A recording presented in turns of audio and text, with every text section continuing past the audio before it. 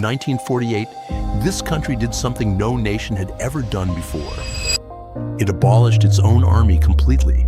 No tanks, no fighter jets, no soldiers.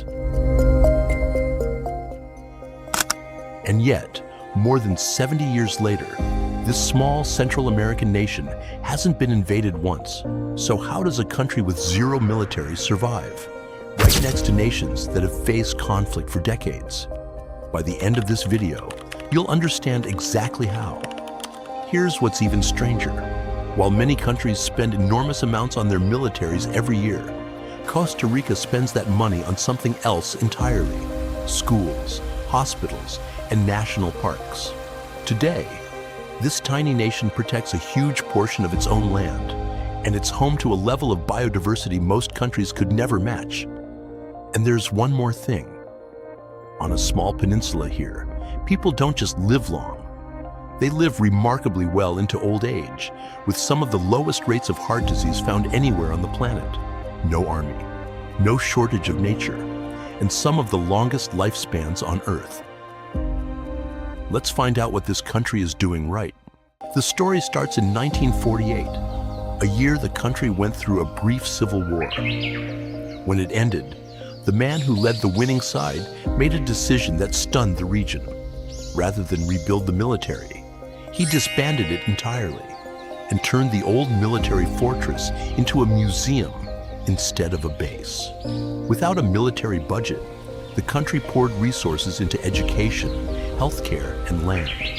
Today, it has one of the highest literacy rates in Latin America and a public healthcare system that covers nearly everyone. But the most visible result is the land itself.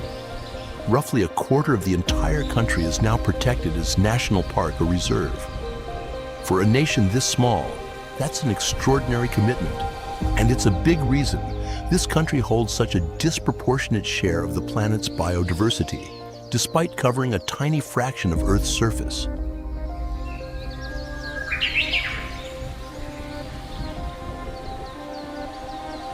On the Pacific coast sits the Nicoya Peninsula, one of only 5 places on Earth officially recognized as a blue zone.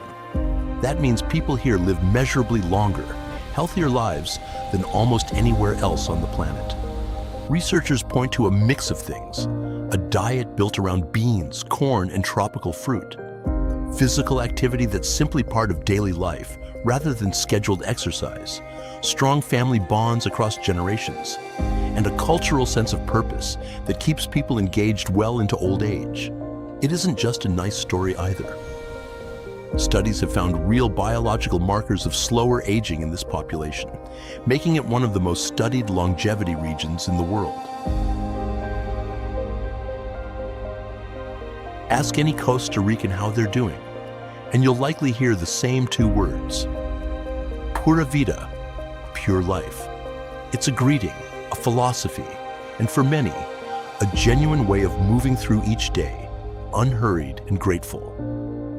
Daily life here often centers around small communities, family-run restaurants, and dishes like gallo pinto, rice and beans eaten at nearly every meal.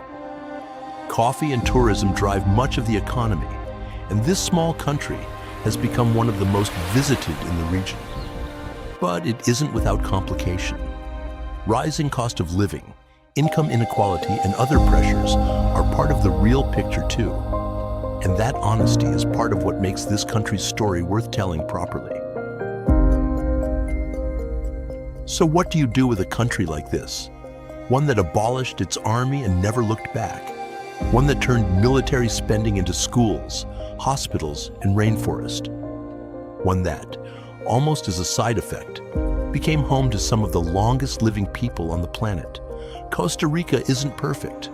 No country is.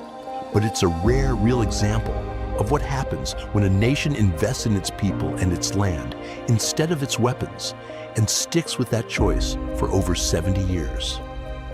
Maybe the real question isn't how Costa Rica did it. It's why more countries haven't tried.